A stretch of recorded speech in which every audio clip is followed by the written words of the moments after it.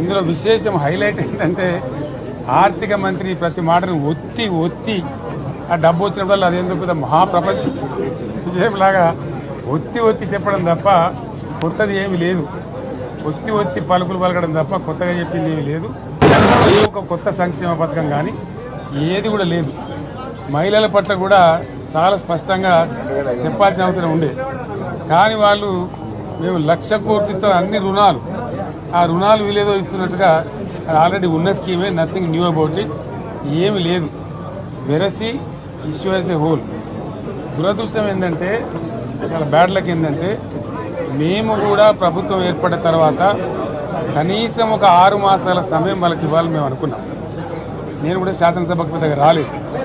కానీ ఈరోజు బడ్జెట్ చూస్తే ఏ ఒక్క పాలసీ ఫార్ములేషన్ జరగలేదు. రాష్ట్రానికి సంబంధించినటువంటి ఏ ఒక్క విషయంలో కూడా ఈ అర్బక ప్రభుత్వం ఇప్పటి వరకు పాలసీ ఫార్ములేషనే చేసినట్టుగా కనపడతలేదు. వ్యవసాయం ఉంది, మాకు స్పష్టమైన అవగాహన ఉండే ఈ రాష్ట్రంలో వ్యవసాయ స్థిరీకరణ జరగాలని మేము 2 పంటలకు కూడా ఇచ్చినాం రైతు బంధు. వీళ్ళు ఎగ్గొడతామని చెప్తా ఉన్నారు. మేమేదో రైతులకు ఇచ్చిన డబ్బును దాన్ని పాడు చేసినాము, చెడగొట్టినాము, దుర్వినియోగం చేసామన్న పద్ధతిలో దురదృష్టకరమైన వ్యాఖ్యలు చేస్తూ ఉన్నారు.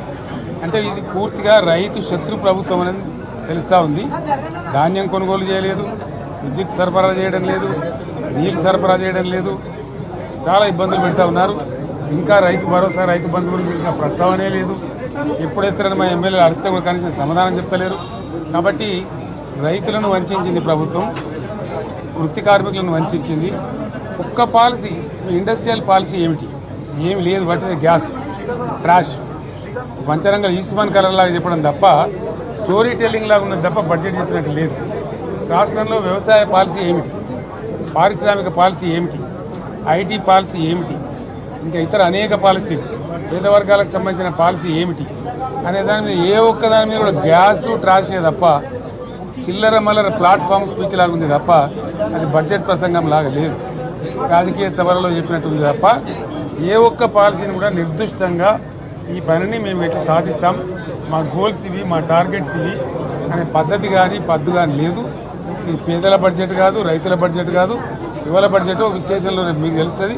భవిష్యత్తులో బ్రహ్మాండంగా మేము దీన్నంతా కూడా చీల్చి చెండాడబోతాం. Thank you.